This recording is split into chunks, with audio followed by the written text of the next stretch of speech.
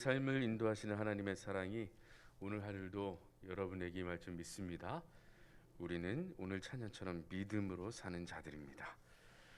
믿음으로 말씀 보겠습니다. 여러분 교재 209페이지입니다.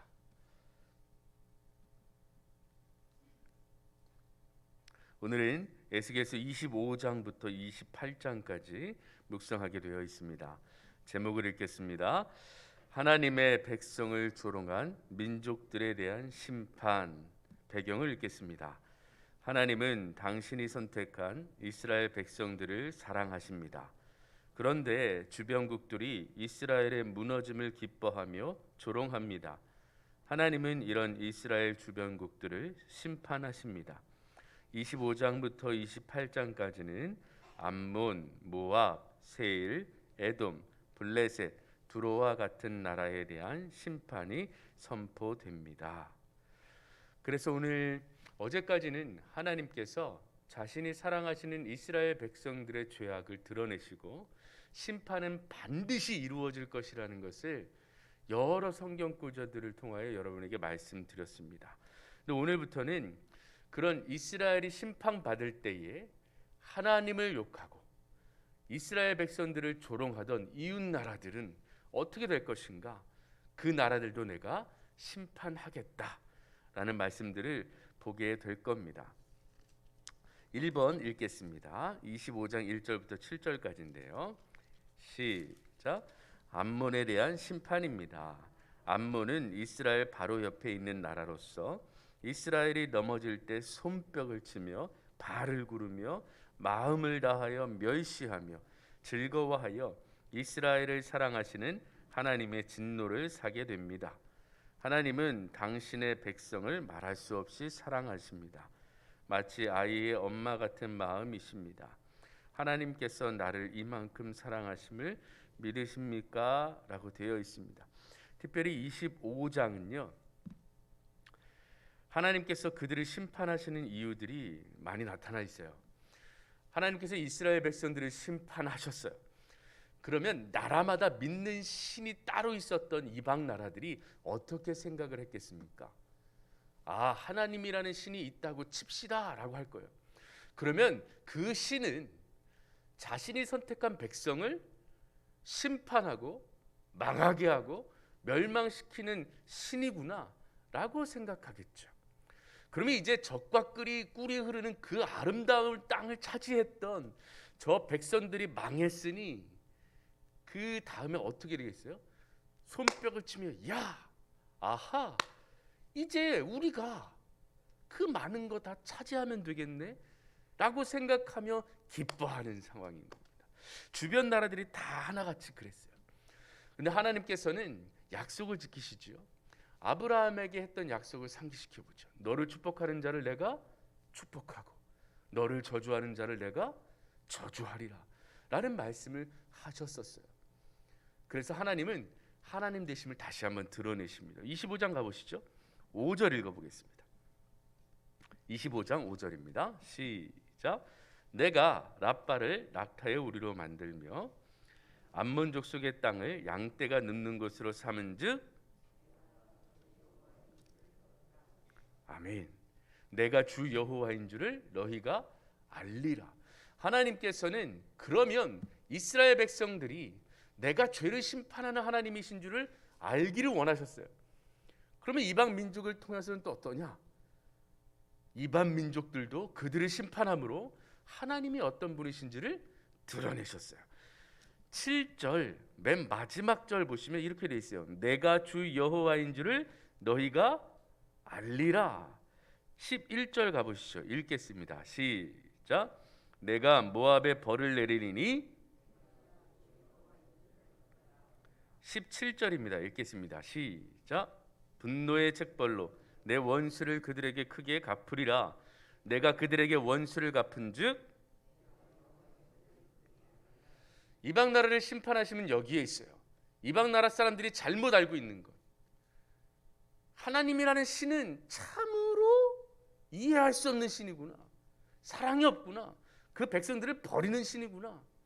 라는 이 잘못된 생각들을 그들의 죄악을 똑같이 심판하심으로 아, 하나님이 이런 분이시구나. 내가 믿는 이방신들이 하등 소용이 없구나 라는 것을 드러내시는 거예요. 2번 읽어보겠습니다. 25장 8절에서 17절입니다. 읽겠습니다. 모압과 세일도 이스라엘을 조롱하였고 에돔은 에서의 후손들로 구성된 나라이므로 이스라엘과 형제국인데 오히려 바벨론과 합하여 이스라엘을 공격하였습니다. 블레셋은 오랜 세월 이스라엘 앞에서 가장 많이 괴롭힌 나라입니다. 하나님이 이런 주변국들을 징벌하신다고 에스겔을 통해 선포하십니다. 이 이방 나라들의 가장 큰 문제는 뭐였겠습니까?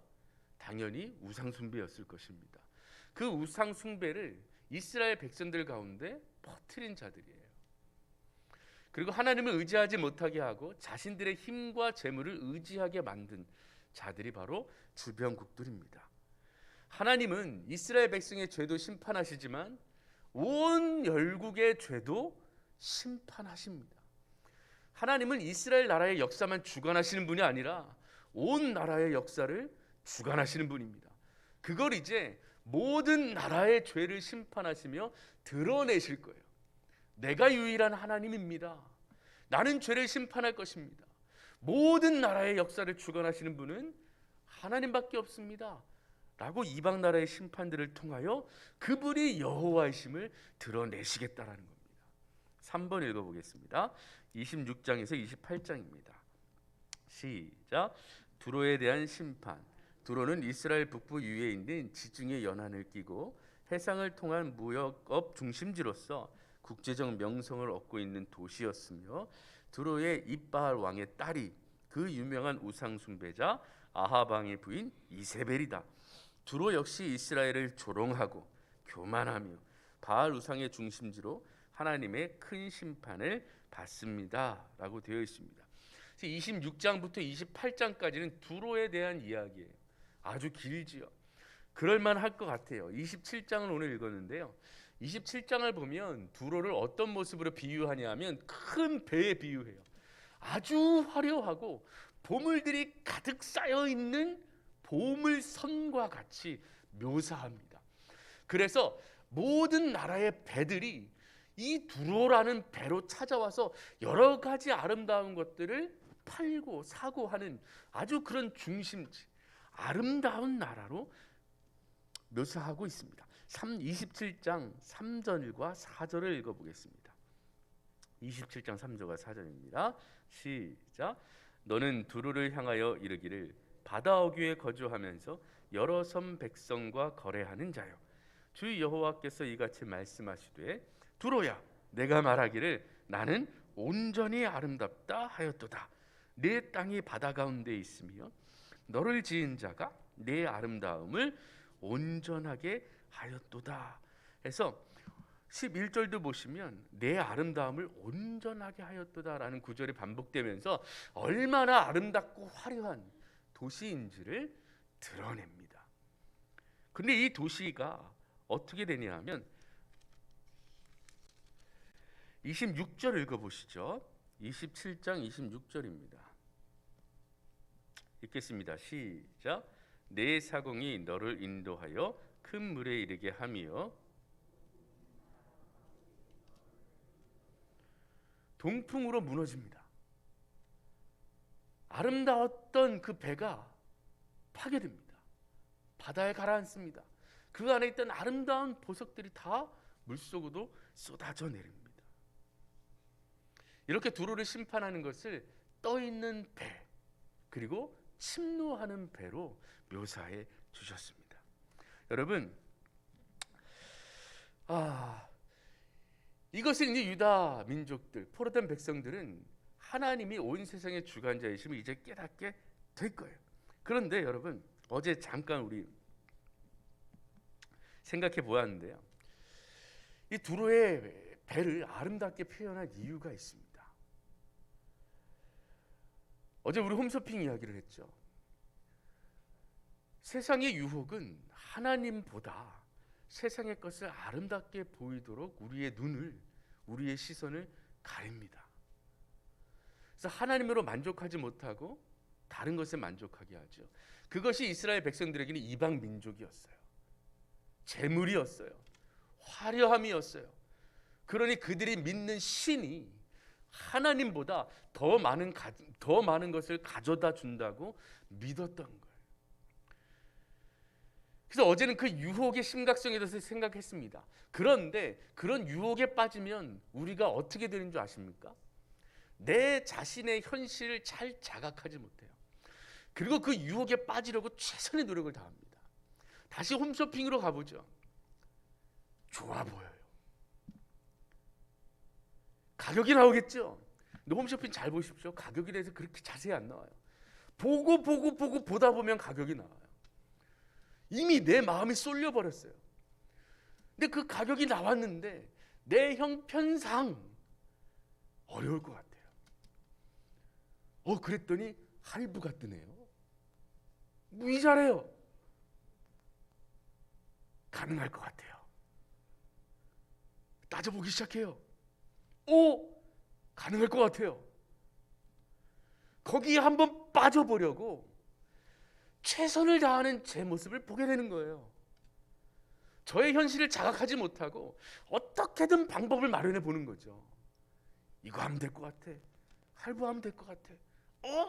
그랬더니 말미에 할부 기간을 더 늘려주네요. 전화하고 뭐 그러면 또 쿠폰도 준대요. 이거 봐라. 앱으로 신청하면 더 깎아주겠대요. 앱도 깔아요. 여기저기 가격도 비교해봐요.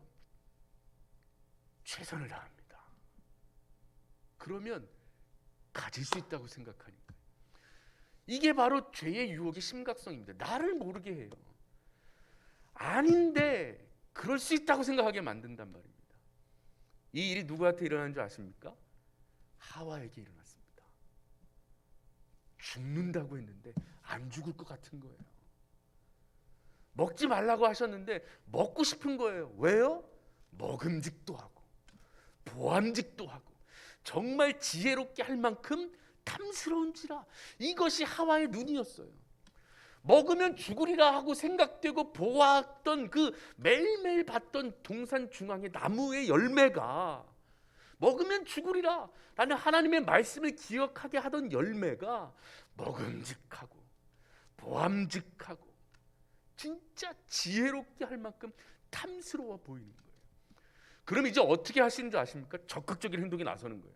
어떻게 해요? 따서 먹어요. 그리고 옆에 있는 사람한테 주어요. 행동하게 만드는 거예요. 여러분은 집에 그런 증거들이 넘쳐나실 거예요. 저처럼.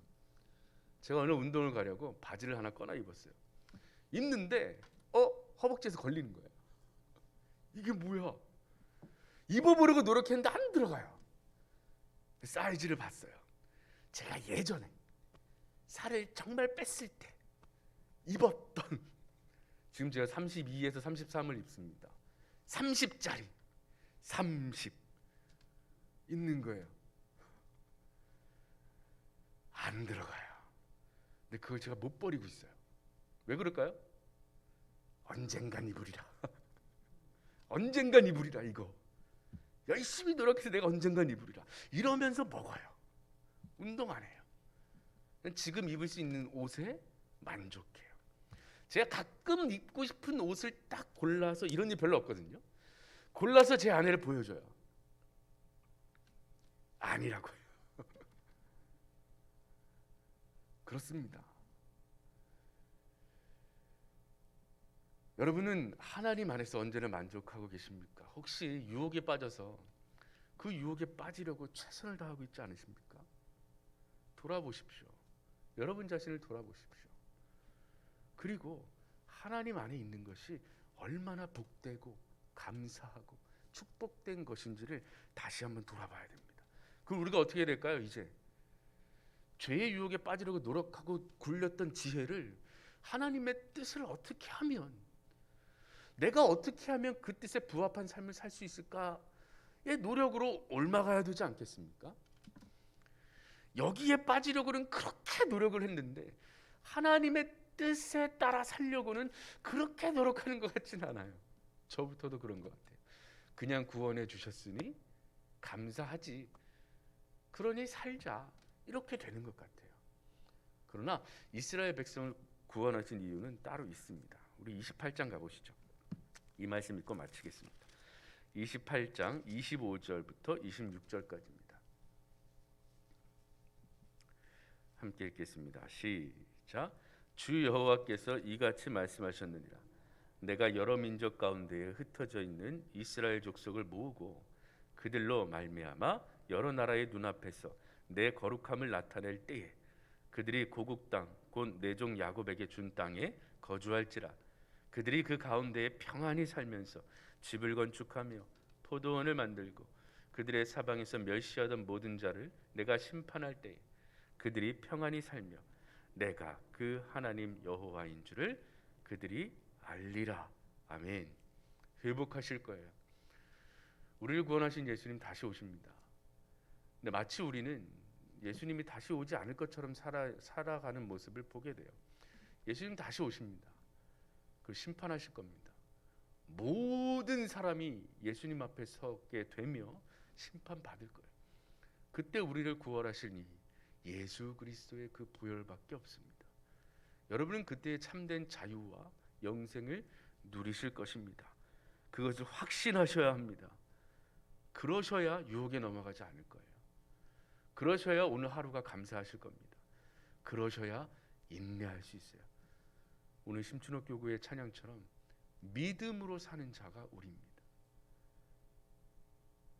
믿음으로 사셔서 여러분의 길을 인도하시는 주님의 은혜를 누리시는 오늘 하루 되시기를 주님의 이름으로 축원합니다.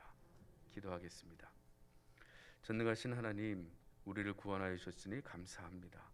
주님의 은혜를 누리는 오늘 하루 되게 하여 주시옵소서.